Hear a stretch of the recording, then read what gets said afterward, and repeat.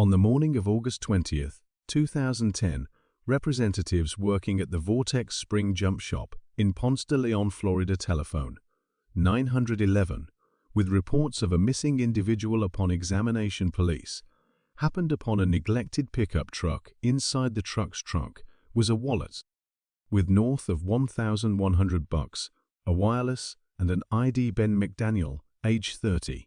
Ben McDaniel was brought into the world on April 15, 1980. He was the oldest of the three, and his family lived in Collierville, Tennessee. Ben was an active and disorderly small kid. He partook in any kind of experience and still up in the air to dominate anything that new side interest he got. For example, rock climbing, which he regularly participated in. With his more youthful sibling, Paul, Ben was likewise remarkable at playing the piano, a town he would use at family occasions. When Ben was entering secondary school, at age 15, he truly absorbed himself into the jumping scene. He started working on making a plunge, his family's in-ground pool, and kept on leveling up his abilities, all through the remainder of his secondary school years. His advantage in jumping took a rearward sitting arrangement anyway, when he joined in and moved on from the College of Memphis in 2004. With a degree in development, the executives, he began his own development organization. Soon after his graduation, Ben had everything going for him: a blissful marriage with his better half Sarah, a promising development organization with lots of potential consistent leisure activities that kept him occupied. What could turn out badly in 2008, while visiting his folks in Memphis, Ben found his more youthful sibling in regular stone climbing accomplice. Paul oblivious on the floor, Ben had a go at all that to restore his sibling. However, his endeavors demonstrated fruitless. It was accepted that Paul had experienced a stroke, yet later examination demonstrated that Paul's demise was that of something more vile and lamentable. The 22-year-old died from anoxic encephalopathy because of a mix of narcotic and benzodiazepine poisonousness. After finding that Paul's passing was an excess that might have been forestalled, Ben spiraled into a well-established burdensome episode. He to some extent faulted himself for Paul's demise, and this stifling culpability started to have serious repercussions on his marriage in development business. Ben and his better half Sarah separated from before long, and his business bombed, leaving him with more than $50,000 in charge obligations owed to the IRS. Then moved back home with his folks Shelby and Paddy McDaniel while he endeavored to recover financially there.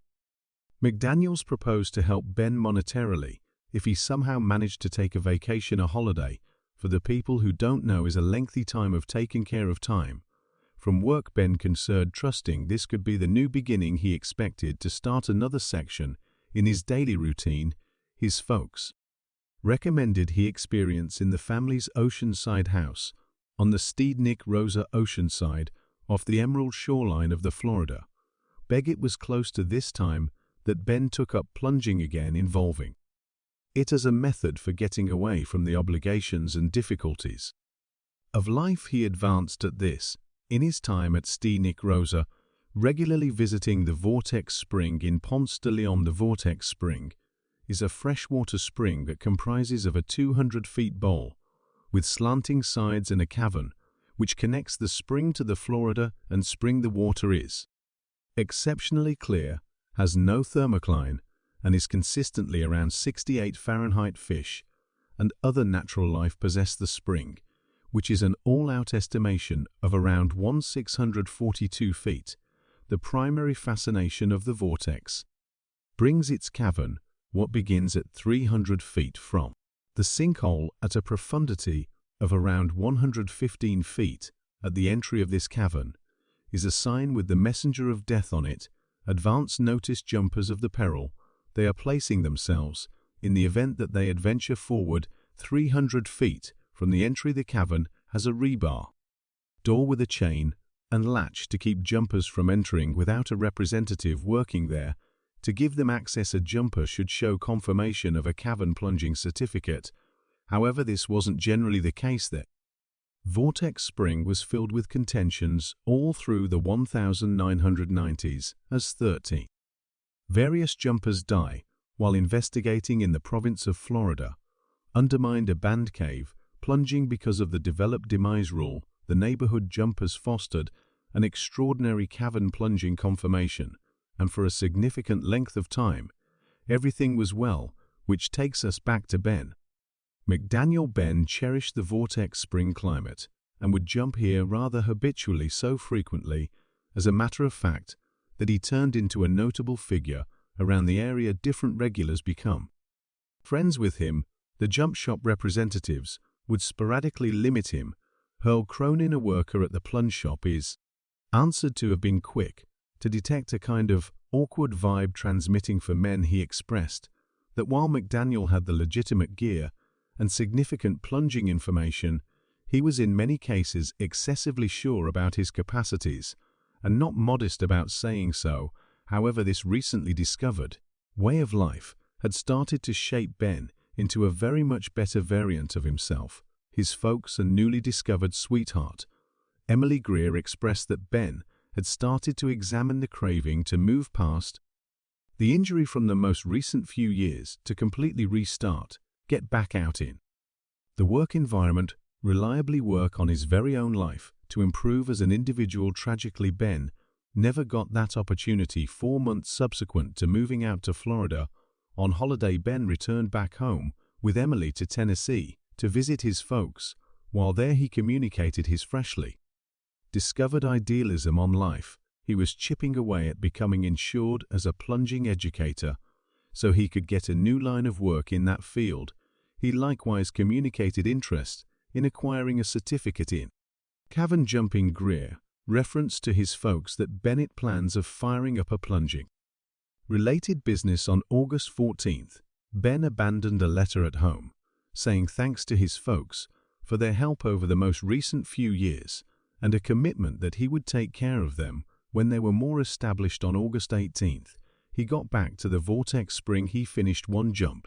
During the mid-afternoon, individual jumpers detailed that they saw him intently looking at the region around the cavern entrance, as though he were arranging something. Ben re-emerged and topped off his tanks at the plunge shop, and afterward spent the remainder of the evening without help from anyone else close by.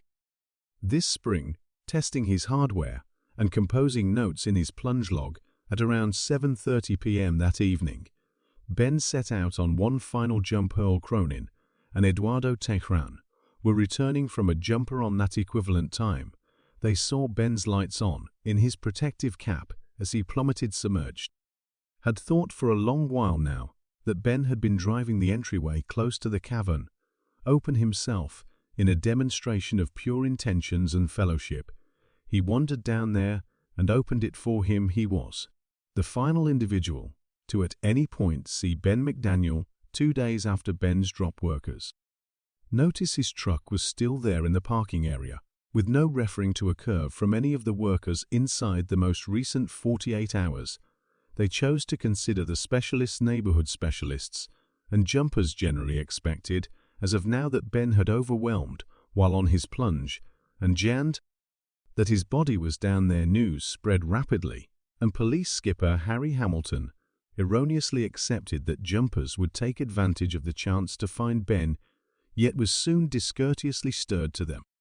Truth, few jumpers in the whole world had the vital capacities to try and endeavor such a tricky excursion, yet some did. Jumpers explored the little hole the entire end of the week, keeping in mind the desire of tracking down the body, yet he was mysteriously gone throughout the span of the following. A long time various endeavors were made to find Ben McDaniel. Ed Sorensen, a veteran cavern jumper and a recuperation expert with almost 2 500 log plunges, branched out to Vortex Springs to assist with supporting the McDaniels in finding their child. He made 3 separate jumps and found zero proof that any kind of jump had indeed even occurred, not to mention a body. Steve Keene, who had initially planned the Vortex Spring Cave in 2003, was brought on a mission to help. After 7 plunges, he was sorry to the McDaniels, letting them know that there was only no lock. Look through proceeded with the entire way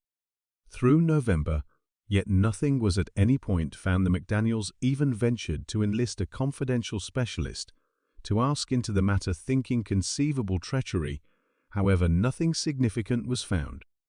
In 2013, the territory of Florida gave a demise declaration to the McDaniels. Trusting this would assist with supporting them in moving past the deficiency of their child. Right up to the present day, no one knows precisely exact thing happened to Ben McDaniel, and right up till now, his body has not been found.